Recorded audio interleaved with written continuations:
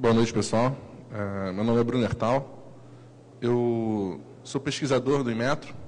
Então, eu vim hoje aqui mostrar um trabalho que a gente tem realizado lá no Inmetro de combater fraude em bombas de combustível líquido. Bomba de combustível líquido, bomba de posto de gasolina. É comum, as pessoas sabem que teve há pouco tempo uma reportagem no Fantástico, tem uns 2 anos isso, mostrando os postos de gasolina, mostrando como elas eram executadas. E fraude em combustível sempre teve, faz parte, assim, ao longo dos últimos anos.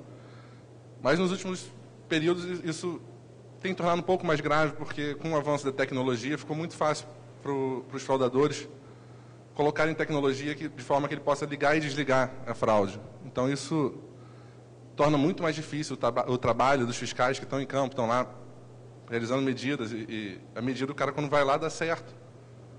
Quando o cliente vai lá, o dono do posto dá um petelecozinho e passa a roubar do consumidor.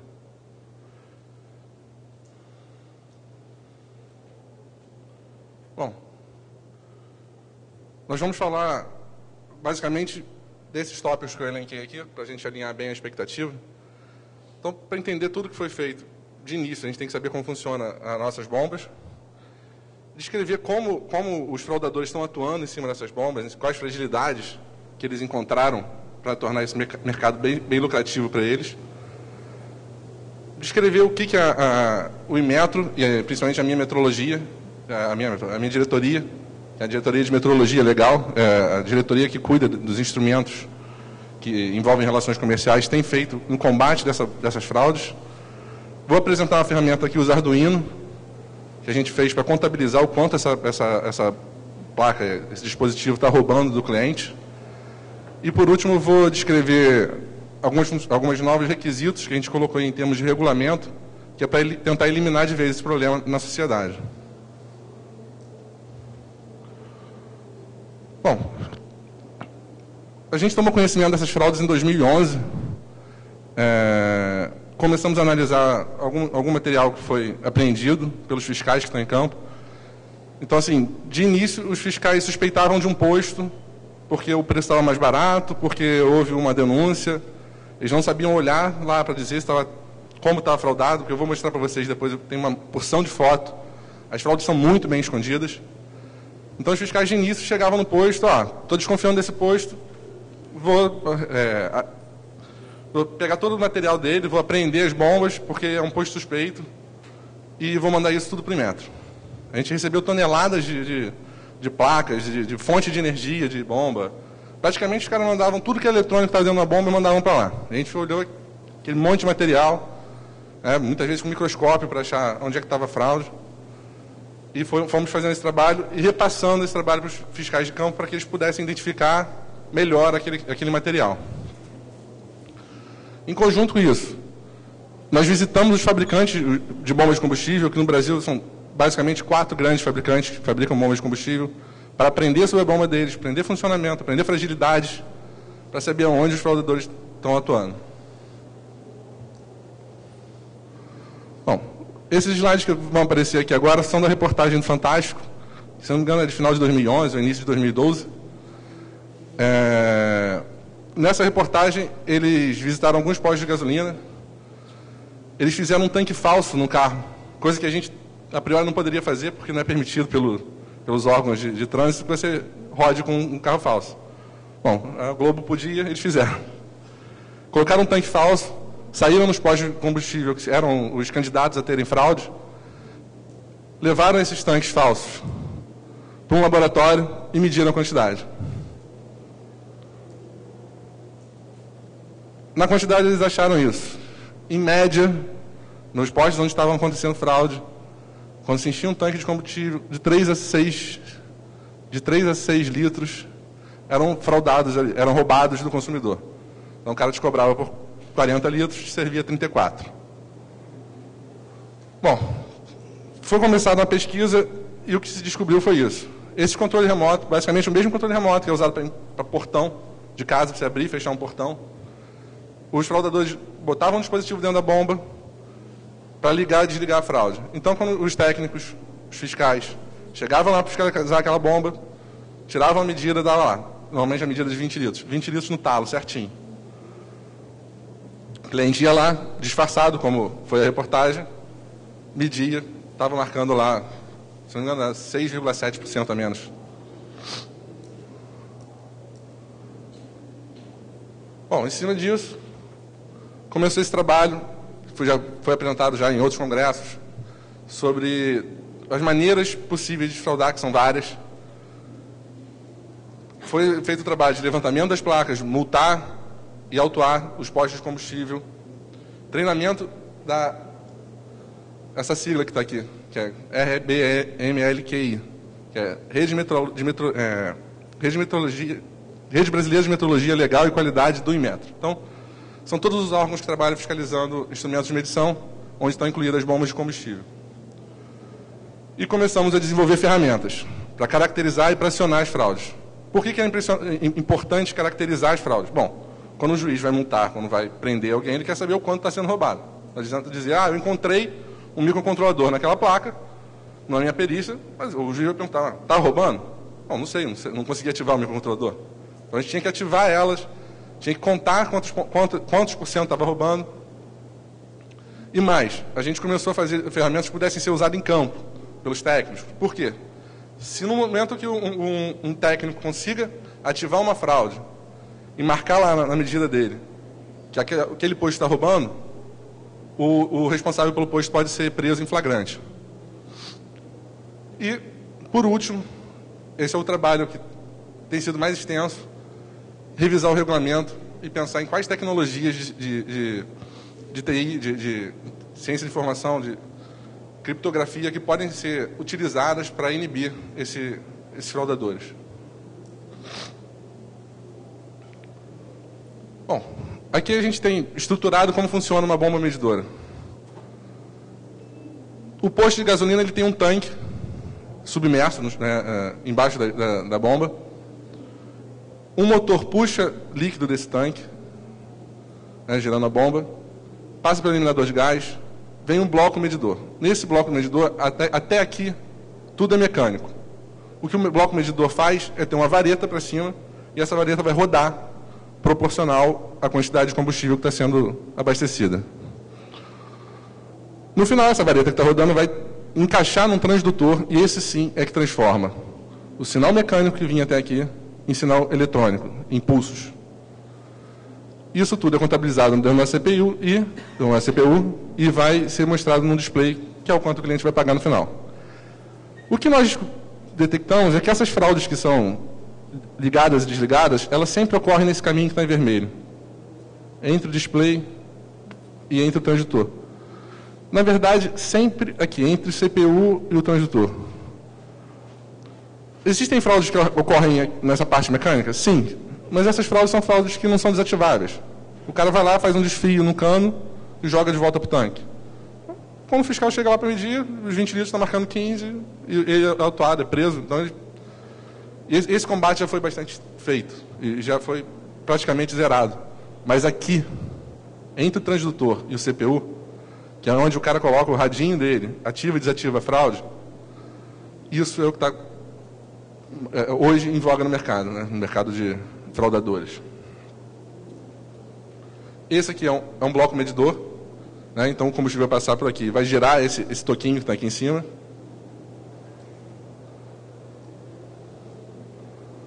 Isso aqui é o pulser, é o transdutor, é o que transforma aquele pino que estava lá em cima, ele vai girar essa roda dentada, que vai fazer girar esse monte de buraquinho, e aqui ele vai ler. É buraquinho, não buraco, buraco, não buraco. E vai gerar isso um sinal digital. Bom, quando a gente coloca no osciloscópio para ver o que está sendo lido na bomba, a gente lê isso aqui. Sim, não, binário. Que é um sinal de luz passando por aqueles buracos. Esse cara é onde os fraudadores atuam. Existem outros tipos de transistores, magnético, por exemplo, como esse que está na figura, que basicamente faz a mesma coisa, só que em vez de ser buraquinho, não buraco, é sinal magnético, norte-sul. Como é que os caras fazem? Bom, ou os caras Alteram aqui, colocam algum microcontrolador nessa placa, pode substituir um desses CIs que estão aqui, só para contabilizar, na verdade. Colocam um microcontrolador. Outra maneira que os caras fazem é usar 2 discos. Então, com o controle remoto, ele seleciona qual dos discos que ele vai contar. Na verdade, além de 2 discos, ele tem 2 sensores que contam. Então, se vocês olharem aqui, tem um disco branquinho e tem um disco original. Obviamente, o disco fraudado tem um furinho a mais, né? Então, uma volta que seria equivalente a X litros, passa a ter um pouquinho mais. Bom, aqui são os discos sobrepostos. Vocês vão ver que os furos não são alinhados, porque um deles tem um furo a mais.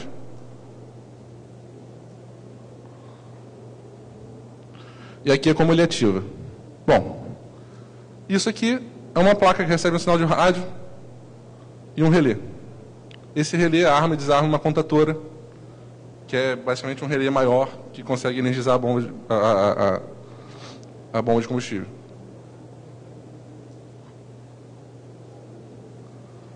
Bom, aqui, claramente que vocês estão vendo um chip com um sombreado, isso não é a foto é ruim, não.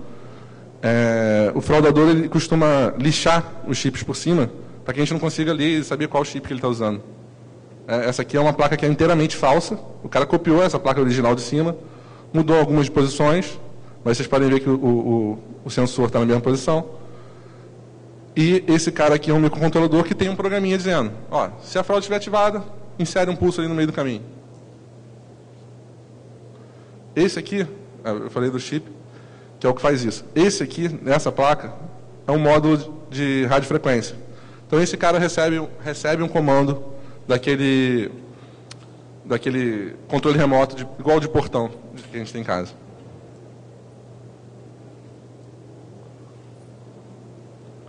Bom, aqui é como ela é feita. Isso aqui seria o sinal, né, o nosso sinal comum. Eu boto um osciloscópio na minha bomba de combustível, eu vejo isso aqui. O cara vem com um controle remoto e ele passa a cada tantos pulsos, adicionar um pulso fantasma aqui. Se você comparar em cima, tá vendo? Antes não existia esse pulso pequenininho, agora existe. Ou seja, nesse caso aqui do desenho, a cada 3 pulsos, o cara está me roubando. Uma fraude aí de 30%.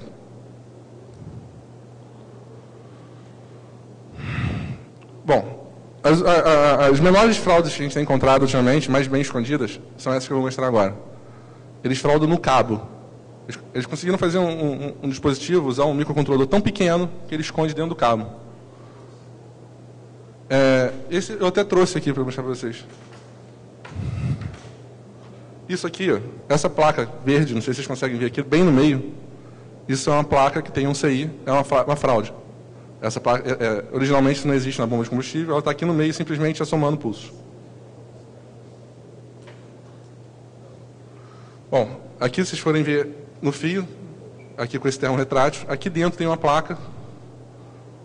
Essa placa tem um microcontrolador, esse cara está roubando.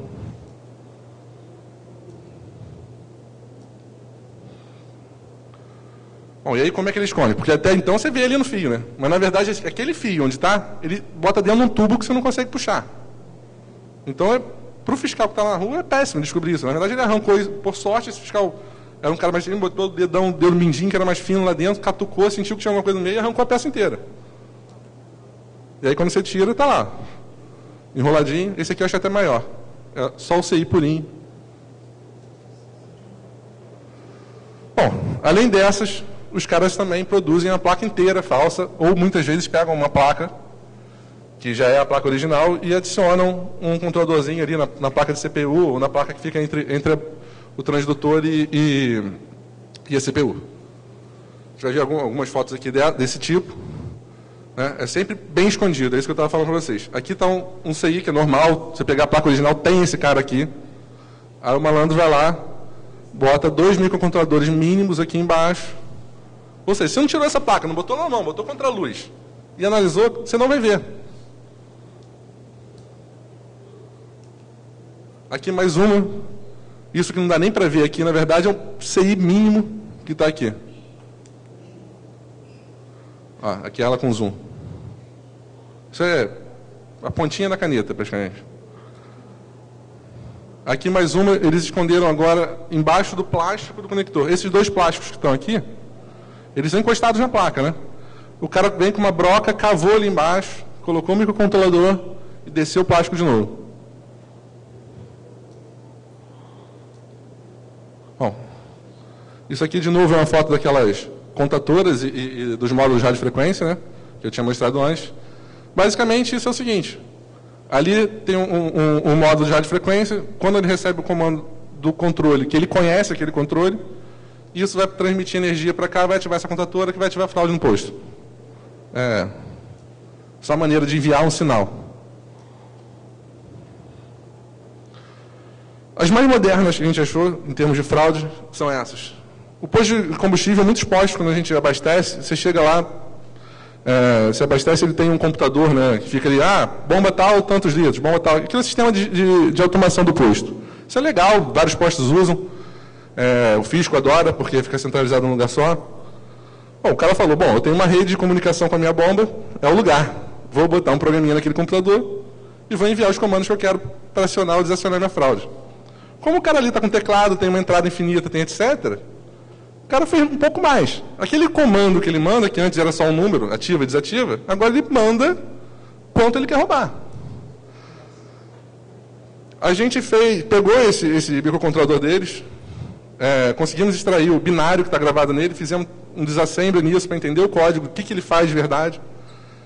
Descobrimos quais os códigos, como que ativa e quanto que diz que vai roubar. Isso tudo desculpa voltar aqui. Tudo é dessa mesma fraude, né? Sempre escondido embaixo de algum CI, tá? Nesse caso... Foi mal, não estou entendendo aqui com... Nesse caso, esse CI estava um pouquinho mais alto, aqui embaixo tinha um cara. Sempre assim, embaixo de um CI, embaixo de um adesivo. Adesivo eles botam muito, às vezes adesivos como se fosse de fábrica. Aí embaixo está passando um fio, alguma coisa. Aqui embaixo da fonte ali, num componente grande, né? E aí nós criamos lá, em Java, um sistema fraudador. Só para enviar esses comandos, testamos, pusemos a bomba num aparelhinho igual a esse que a gente criou lá com o Arduino e medimos quanto fraudava. Se eu botasse lá, pulsos, cada 14 pulsos, eu quero que você me some um. Se eu botar um, me soma um, eu abasteço 5 litros, ele rouba 10. Aí a gente até brincou que o cara fica olhando quando chega alguém de carro mais caro, ou cara, tinha comercial antigamente, né? Cara de mané, né? Aí ele vai lá e atocha. Ou então, o que a gente acha como lógico, né? Chega no final de semana, um dia que ele sabe que a fiscalização é menor, vai lá e dá um peteleco maior. Bom, o problema não é só no Brasil, ao contrário do que muita gente acha que no Brasil vale tudo. A gente fez uma pesquisa longa aí, encontramos jornal de vários lugares do mundo, principalmente México, China, Argentina, tem várias notícias, e todos eles fazem a fraude igual é feita aqui no Brasil. E aí a gente começou aquilo que eu falei, que é desenvolver ferramentas. Ferramenta para ativar a fraude via sistema de automação, ferramenta para ativar a fraude via controle remoto. E eu vou mostrar para vocês uma ferramenta que é o Arduino, que eu acho que muita gente na feira gosta, então eu escolhi essa ferramenta para trazer, para mostrar para vocês, que ela foi implementada da seguinte forma. É bem simples a coisa, né? Então, o funcionamento da nossa CPU e o canal que a gente está mais preocupado é justamente esse, né? Está aqui o pulser, gerando meus pulsos, e o meu CPU. O bandido, o que ele faz? Ele chega ali no meio, né? A cada X pulsos, vou adicionar um pulsozinho extra. A gente pega a placa, tenta ativar, conseguindo ativar ela. A gente substitui o pulser por um Arduino e começa a gerar uns pulsos de maneira conhecida, né? Bom, eu sei quantos pulsos eu gerei, eu conto lá perto da CPU, onde ele vai ler realmente esses pulsos, conto quantos pulsos foram lidos. Se der um número maior de pulsos, eu sei quanto que aquela fraude está roubando, eu sei que está ativada.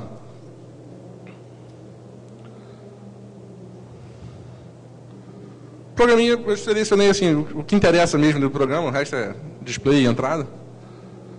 É como gerar pulso, né? A bomba ela sempre tem um canal, um oposto ao outro, né? Então eu tenho um canal nível alto e nível baixo. Nível alto e nível baixo, um número de pulsos oposto ao outro. Então a gente tem duas portas saindo do Arduino, gerando pulso nesses dois canais. Depois a gente adicionou uma interrupção lá no setup e criou a função ali de incremento que está contando a saída. Comparando esses dois, essa saída com a entrada, eu tenho quantos pulsos o bandido está roubando. Bom, tudo que a gente fez, na verdade, é ficar brincando de gato e rato. A gente identificou várias fraudes para o cara criar uma diferente, a gente tem que identificar, e etc. Ele ganhou aí 1 ano roubando de novo. Não custa. Então, o que a gente fez, na verdade, para solucionar o problema foi usar tecnologia da informação, a assinatura digital, para tentar inibir de vez o problema. Como que isso é feito?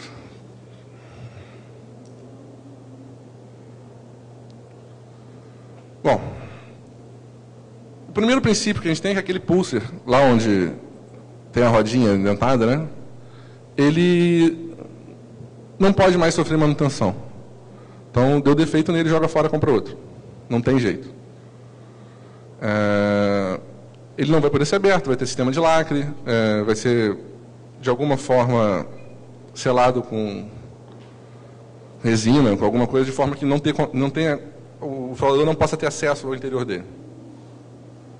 E, além daquela rodinha, ele ali dentro vai ser colocado um chip ou um microcontrolador que faça a assinatura digital da quantidade de pulsos que ele deu. Bom, para que assinatura digital? Eu gero meu pulso, eu faço meu pacote de dados, que é o pacote suficiente para uma medição. Tem o ID do transdutor, que é o meu cara, único. Tem o volume que ele deu, o número de pulsos que ele deu, a constante, que relaciona litros por pulso, e a data e hora. A função hash em cima disso.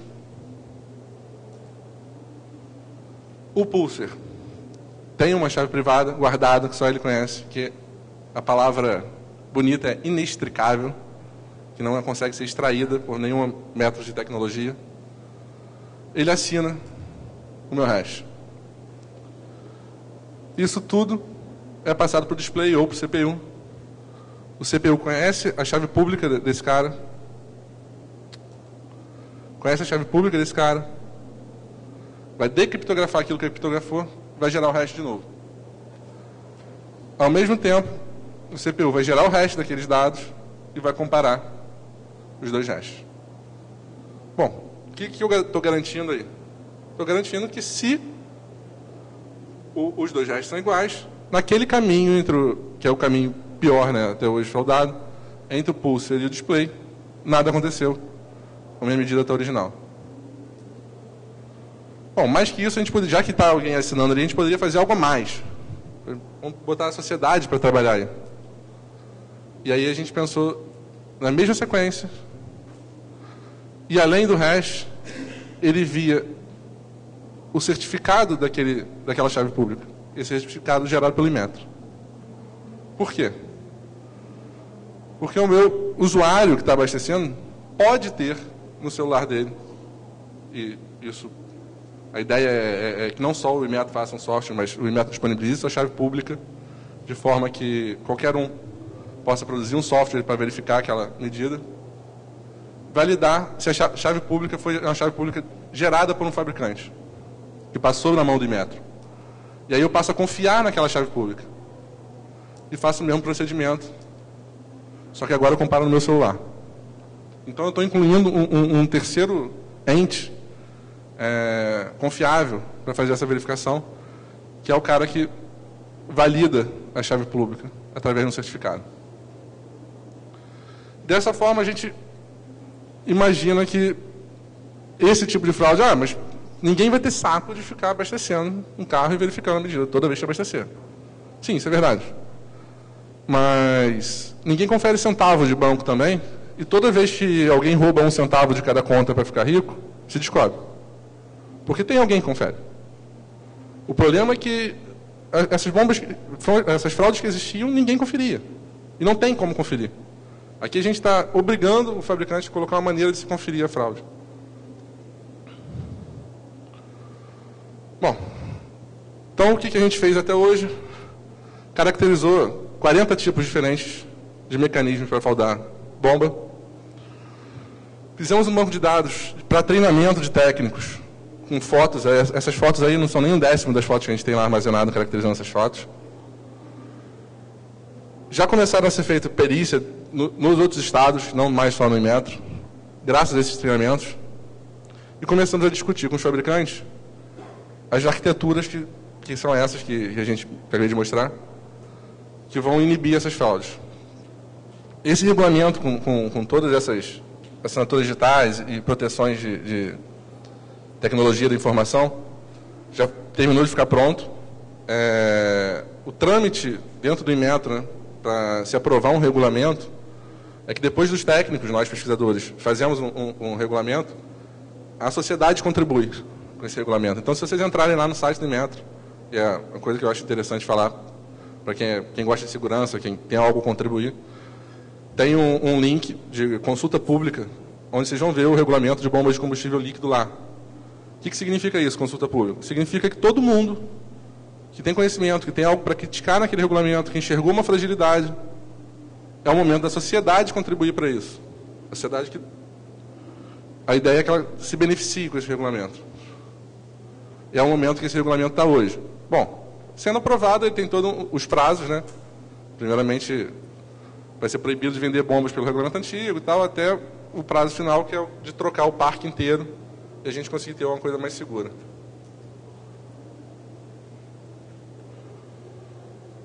Bom, aqui o regulamento que nós fizemos visa aumentar a confiabilidade do resultado, eliminar as atuais vulnerabilidades que nós conhecemos e acelerar o processo de aprovação de modelo, uma vez que a assinatura digital é muito mais segura, a gente não precisa analisar tão profundamente o instrumento.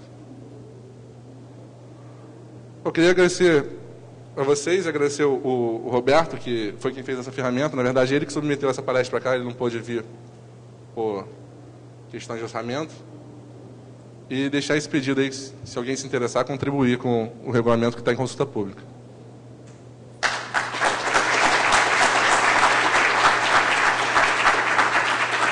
Bom, eu também trouxe aqui o Arduino que a gente fez. Só que eu achei que ia ficar muito difícil de ver dessa distância. Mas, se vocês olharem, aquilo que eu mostrei antes é a fraude, né? Então, entrando aqui, eu entro com aqueles pulsos que são gerados no Arduino e leio do outro lado. Com isso, eu consigo saber o quanto está roubando. Eu liguei aqui. Eu vou tentar botar no meu computador.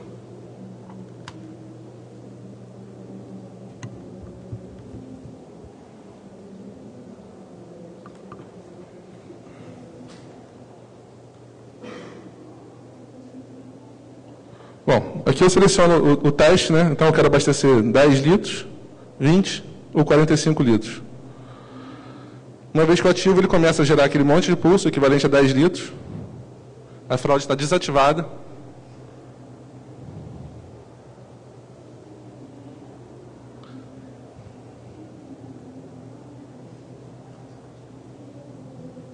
Deu aprovado. Eu vou ativar a fraude. Essa fraude ela é muito simples de ser ativada. Ela tem um fio extra.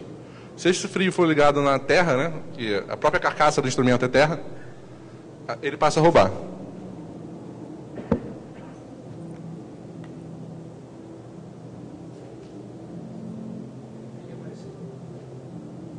Eu acho que lá vai ser difícil de aparecer, mas eu estou tentando fazer aqui na frente. Se alguém quiser ver depois, a gente...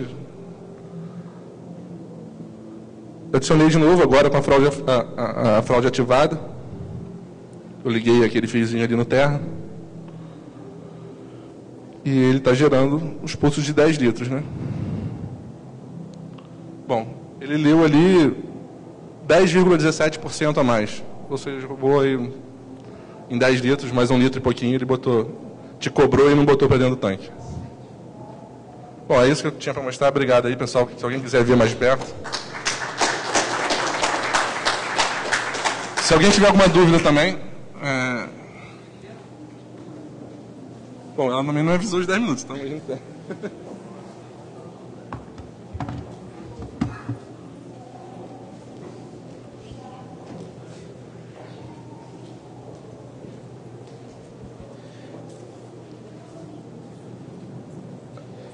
você acha que, de alguma maneira, você falou que tem um esquema do celular agora, essa nova regulamentação que estão criando. Você, de alguma maneira, tem como fazer alguma coisa pública para que eu, como cliente, entre no posto e com o aplicativo... Não, exatamente essa a ideia. Aí eu consigo ver que está tudo certo lá, que está validado... A ideia, eu acho que talvez não tenha deixado isso claro, a ideia é que tenha lá no market, não necessariamente feito pelo Inmetro, por qualquer desenvolvedor de posse da chave pública, que a gente vai tornar pública, né, que é o nome dela, pode desenvolver um aplicativo, a gente vai fazer um também. Você, com esse aplicativo, conecta... A bomba é obrigada a ter um canal de Bluetooth para disponibilizar isso. Você conecta no Bluetooth da bomba e vai receber a informação direto do pulser, que é onde, como eu falei, o princípio é que ele não pode ser alterado, porque ele está resinado, está com lacre, está com tudo. Então você vai receber essa informação que foi assinada lá dentro e vai ter condição de verificar a assinatura dela. E você já viu referência de alguma solução dessa que empodera direto o consumidor? Não. Mas também a gente não viu solução, como eu falei, no mundo inteiro dessa fraude difundida, a gente não viu ninguém que tenha conseguido resolver esse problema no mundo. Cara, se virar isso aí, vai mudar o jogo. É daí, né? Muito bom. Tem mais alguma outra coisa além de bomba que você tem feito maneiro lá? Depois eu falo.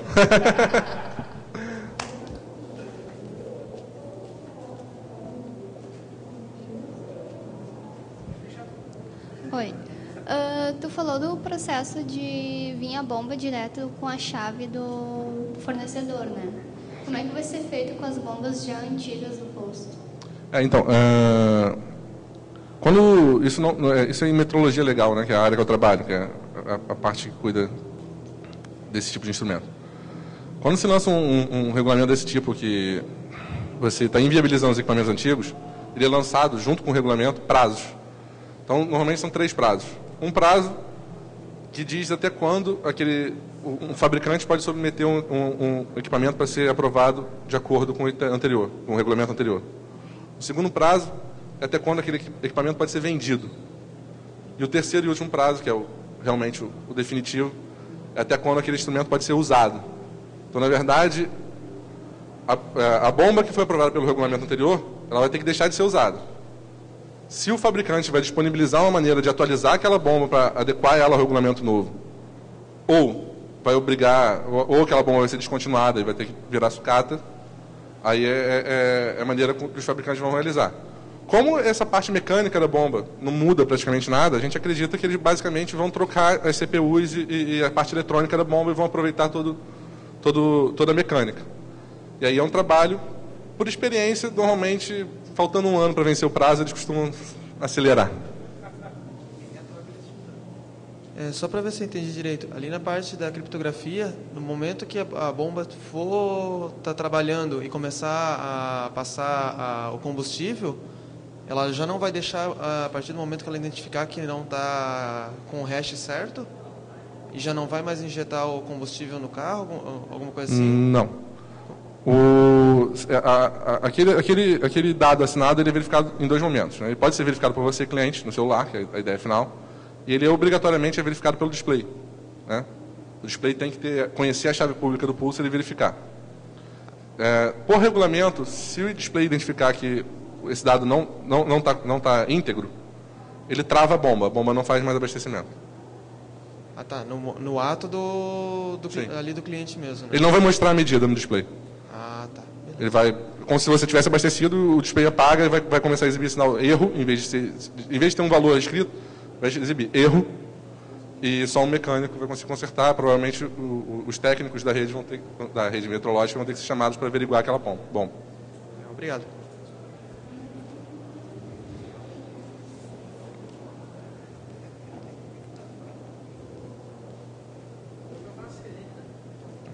Tu tem algum prazo, ou não sei se já está disponível, algum tipo desses dados de certificação para poder alguns desenvolvedores que têm interesse em começar a implementação de algum tipo de aplicativo ou de desenvolvimento em cima desses dados teus que tu já tem? O Inmetro só tem condições de começar a trabalhar mesmo, fazendo o aplicativo e fazendo a infraestrutura de assinatura para gerar aqueles certificados, depois que o regulamento estiver aprovado, né? Então, em média, um regulamento fica em consulta pública 3 meses, mais ou menos. Esse já dá, acho que é 1 mês. Então, mais uns 2 meses, o regulamento provavelmente vai estar Quer dizer, quando vem da consulta pública, ele vem com vários comentários. Esses comentários geram alterações e depois o regulamento é colocado em prática. E aí, se eu não me engano, são 2 anos o prazo para os fabricantes aprovarem, para terem modelos prontos. Então, deve ser esse prazo aí, até a gente ter uma infraestrutura de gerar a chave pública, gerar uma documentação, tornar essa documentação pública de como você verifica o certificado da bomba para dizer, a energia está ok.